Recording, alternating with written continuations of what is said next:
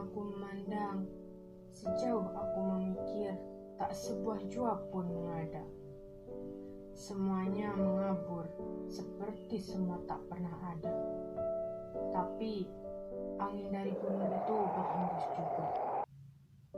Dan seperti angin itu juga, semuanya lewat tiada berkesan. Dan aku merasa diriku tiada. Dan dia berkata lagi, "Kau punya istri sekarang, anak juga. Kau bahagia tentu?" Aku sendiri sedang bertanya. Tentu, karena tiap orang tak tahu bahagianya. Orang cuma tahu kesukarannya saja. Dan dia diam lagi. Kami diam. Angin dari gunung datang lagi menerpa mukaku. Dan kemudian dia berkata lagi, "Sudah 5 tahun ya?" "Ya, 5 tahun kawin dan punya anak." Aku masih tinggal dalam diamku. Aku kira dia bicara lagi. "Kau cinta pada istrimu tentu? Anakku sudah 2. "Ya, sudah 2. Kau tentu sayang pada mereka. Mereka juga tentunya. Dan kau tentu bahagia." Dia berhenti lagi. Lalang-lalang yang ditiup angin bergelombang menuju kami. Lalu angin menerpa mukaku lagi. Dan aku merasa ketiadaanku pula. Angin pergi. "Kau ingat, Har?" "Apa?"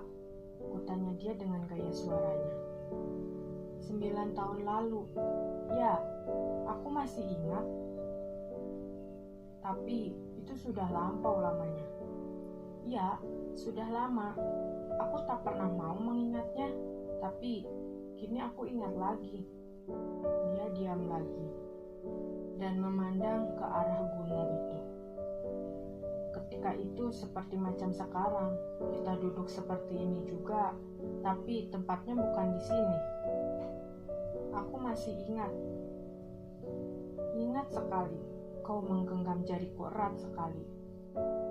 Aku biarkan dia tergenggam, dan dalam tekanan genggamanmu, aku tak mau bicara. Dan aku menunggunya. Tapi kau tak berkata apa-apa. Masa kekanak-kanakan kita, kataku. Tapi cepat kemudian aku jadi menyesal telah mengatakannya. "Ya," katanya dengan suara tak acuh. "Jari-jariku itu sudah tak ada lagi kini. Kedua tanganku ini, kau lihat? Buntung karena perang. Dan aku tak lagi dapat merasakan bahagia seperti dulu. Biar kau menggenggam kembali." Mulanya aku sudah menangis segala yang sudah terjadi. Tapi kini aku tak menangis lagi. Tak ada gunanya menangis masa lampau. Buat apa? Aku jadi sentimental dan hatiku berteriak, meneriakkan 1000 kenangan yang datang mengharu biru. Ku coba membuang segala kesenduan, tapi aku menjadi tambah tenggelam olehnya. Dan angin meniup lebih syahdu serasa adanya ibarat besertanya. "Tak ada gunanya," katanya lama kemudian. Dan aku menunggu dia bicara lagi. Tapi itu saja yang dikatakannya, tak diteruskannya. Kedua tangannya yang buntung itu diacungkannya ke depan, disilangkan, lalu digesek-gesekannya. Melihat itu, aku merasa terseduh seperti ketika pusara ibu mau ditimbun. Kau punya anak, punya istri. Dari itu, kau punya pegangan hidup, punya tujuan minimal. Tapi yang terpenting, kau punya tangan, hingga kau dapat mencapai apa saja yang kau mau. Sebagai suami, sebagai ayah, sebagai laki-laki, sebagai manusia juga. Seperti yang kita omongkan dulu, kau dapat mencapai sesuatu yang kau inginkan. Alangkah indahnya hidup ini kalau kita mampu berbuat apa yang kita inginkan. Tapi kini aku tentu saja tak dapat berbuat apa yang kuinginkan. Masa mudaku habis sudah ditelan kebuntungan ini. Dan tangan itu diturunkannya lagi. Dia memandang lebih jauh melampaui balik gunung dari mana angin meniup. Kala itu, aku ingin mengatakan sesuatu kepadanya, sebuah ucapan yang indah dan memberi semangat seperti dulu yang sering kuucapkan untuk anak buahku di Upron Barat. Tapi, bagaimana aku dapat mengatakan kalau semangat itu sendiri telah kulemparkan jauh-jauh pada suatu ketika? "Lu, aku cantik juga bukan?" katanya pula. "Bahkan tercantik di Upron Barat itu. Aku tahu semua orang mau menarik perhatianku. Semuanya mau mati-matian dan bekerja berat di depanku. Semuanya mau berjuang membunuh musuh demi mendekatiku. Tapi ketika musuh datang, aku kebetulan tak ada di sana. Mereka habis lari kehilangan keberanian. Kalau pemimpin agung datang di PON, di waktu tak ada pertempuran, aku menjadi sibuk. Aku diminta mengatur tempat tidur mereka, makan mereka, dan ketika mereka mau pergi, dicarinya aku dulu. Dijabatnya tanganku erat-erat, dan diucapkannya kata-kata yang indah dan berisi keharuan. Kami atas nama pemerintahan dan seluruh pemimpin perjuangan revolusi kemerdekaan mengucapkan terima kasih kepada saudari. Kami sangat merasa bangga dengan adanya patriot wanita seperti saudari, yang selamanya menyediakan waktu untuk memberi semangat kepada prajurit kita. Kami juga yakin kalau saudari tak di sini, tentu PON ini sudah lama diduduki musuh. Begitulah, kalau ada orang sakit, aku juga yang merawatnya. Dan di waktu malam-malam yang damai, mereka minta hiburan. Aku bernyanyi, mereka memetik gitar, dan mereka dapat melupakan segala hal-hal yang menekan. Dan waktu itu, aku sering merasa jumlah tanganku masih kurang. Aku mau tanganku lebih banyak lagi, kalau boleh sebanyak jariku. Tapi, sekali pernah juga aku berpikir-pikir bahwa hidup seperti itu tidaklah akan selamanya berlangsung. Suatu masa kelak akan berakhir juga. Dan kalau perang sudah selesai, aku ingin bersekolah lagi. Sekolah apa? Aku tak tahu. Yang aku tahu cuma tambah banyak ilmu, tambah banyak yang dapat diperbuat. Itulah semua. Ya, itu semuanya. Matahari ketika itu sangat cerahnya. Bayangan pohon manggis berteluk-teluk pada rumput hijau. Dan di kiriku, dia duduk menunjukkan kakinya. Kaki itu, kaki yang dulu juga, kaki yang pernah menggodaku. Sekarang, kaki itu terhampar begitu saja. Aku tak dapat memandangnya lama-lama, karena kaki itu tidak dapat bicara apa-apa lagi bagiku kini. Dan perasaanku tidak seperti dulu lagi. Justru itulah yang menyebabkan aku merasa dipilukan perasaanku sendiri. Hendak ku elus hatinya, hendak ku ceritakan sejarah hidup Helen Keller. Bahkan hendak ku katakan juga bahwa aku mau memeliharanya. Memelihara dia? Tidak, dan aku sudah punya 2 anak, Agus dan Hapni. Ketika itu aku sadar jalan itu buntu. Aku menyesali diriku sendiri, juga menyesali segala yang sudah terjadi. Dan aku tak bisa berdoa untuknya. Doa serasa tak berharga kini. Tiap-tiap orang punya doa, dan doa sekedar doa tak ada gunanya. Maka aku merasa segalanya jadi terbang. "Apa yang kau pikirkan?" katanya tiba-tiba. Aku jadi gugup dan tersentak dari keterbanan perasaanku, dan aku katakan bahwa aku sedang memikirkannya. "Masa dipikirkan lagi?" katanya. "Apa perlu? Semuanya sudah sewajarnya, bukan?" "Apa?" tanyaku ragu-ragu. "Kau memikirkan aku, kan?" "Tidak setepat itu, benar. Aku sedang memikirkan apa yang hendak kulakukan.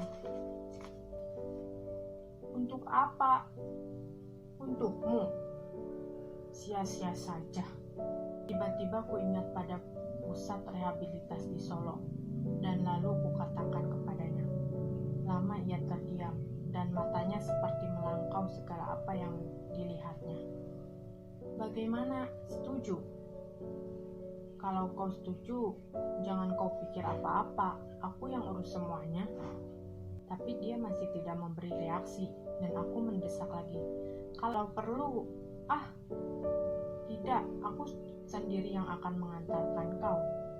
Barangkali tidak lama kau di sana, kau sudah bisa pulang lagi, dan selanjutnya kau sudah bisa berbuat sesuatu lagi, seperti dulu. Lalu ia memandang padaku, dan tersenyum. Tapi senyuman ini menusuk hatiku.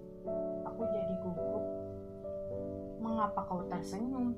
Tanyaku dalam kehilangan keseimbangan diriku. Mungkinkah orang seperti aku ini dapat berbuat sesuatu? Tanyanya dengan suara lain sekali bunyinya begitu pahit. Dan aku jadi ragu-ragu untuk meyakinkannya lagi. Lalu aku pura-pura tak mendengarnya apa katanya. Aku beri dia semangat yang bernyala-nyala. Yang aku sendiri pada dasarnya sudah tak percaya akan semangat diriku. Dan dia tahu itu rupanya. Kau sendiri tak yakin dengan ucapanmu? Bagaimana mungkin aku meyakinkannya? Katanya. Tapi setidaknya kau lebih bisa berbuat banyak nantinya. Ya, tentu saja. Seperti juga dulu kan? Seperti dulu, seolah-olah kalau tidak ada aku, semuanya seperti tidak akan sempurna. Semua pekerjaan seolah-olah tak selesai. Semua orang memerlukan tanganku. Semua orang jatuh cinta padaku. Semua orang haus akan segala yang ada padaku. Tapi setelah itu apa lagi? Aku tak merasa terpana angin dari gunung itu lagi. Yang kurasa terpana ucapannya pada mukaku, karena terasa sebagai upatan yang pahit tapi dicelup dengan tengguli. Kau kasihan padaku, bukan? Kenapa tidak? Ya, tentu saja kau kasihan padaku, karena kau merasa berdiri di tempat yang sangat tinggi, sedangkan aku jauh di bawahmu. Lalu dari tempat yang itu, kau memandang kepaduku. Oh, alangkah kecilnya kau, Nun, katamu. Aku mau membantah, tapi sebelum aku dapat memilih kata, dia berkata lagi. Seperti tadi saja, kalau bukan aku yang menyapamu, kau tak akan tahu siapa aku, bukan? Sedangkan matamu melihat aku tadi, kau seolah melihat pengemis yang dijijikan. Alangkah cepatnya segalanya berubah. Dan lebih cepat lagi, seseorang melupakan seseorang lainnya, meski pernah orang itu dicintainya. Aku ingin memandangnya tepat, hendak mencoba menyatakan bahwa segalanya mempunyai alasan tertentu. Ingin aku menantang matanya, hendak meyakinkannya, seperti pernah kulakukan dulu kepadanya. Meski bagaimana, aku tahu kau baik, katanya lagi. Ninun, Ninun. Tiba-tiba seorang gadis kecil memanggilnya. Dan panggilan yang tiba-tiba itu mencairkan impatan yang memberat antara kami. Kemana Ninun? Melaras saja, tidak tahu di buntu awak. Gadis kecil berkata lagi sambil memandang padaku dengan curiga dan kebencian. Aku jadi kaget kalau gadis kecil semanis ini bisa bertingkah begitu terhadap Nun. Inikah lingkungan hidup Nun, pikirku. Di mana sedari kecil anak-anak telah memandang Nun sebagai manusia tak berguna, manusia yang sial. Kupandang wajah Nun yang berubah-ubah, tapi cepat-cepat disembunyikan wajahnya itu dari pandanganku. Nenek memanggil, cepatlah. Gadis itu memer lagi. Tolong tegakkan aku mau ke nenek. Nun berkata padaku dengan suara dalam lehernya. dan kutolong dia berdiri. Tapi waktu itu aku jadi sentimental lagi melebihi tadi. Nenek sudah tua benar, sudah lupa segalanya. Selain aku, dan kalau aku tak di dekatnya, nenek merasa kehilangan nyawa, katanya pula dan lalu pergi meninggalkan aku dengan tercenung. Ketika ia mau membelok ke arah jalan raya, dia membalikkan badannya lagi ke arahku dan berkata pula, "Nenek tak bisa berpisah denganku. Antara kami berdua ada perpaduan nasib. Dan nenek ingin hidup lebih lama, karena dia tak hendak memberikan aku hidup sendirian." Dia melangkah lagi. Tapi sebentar kemudian dia melihat lagi dan berkata, "Tapi kalau nenek sudah tak ada lagi, aku juga tidak memerlukan apa-apa pula." Lalu dia melangkah.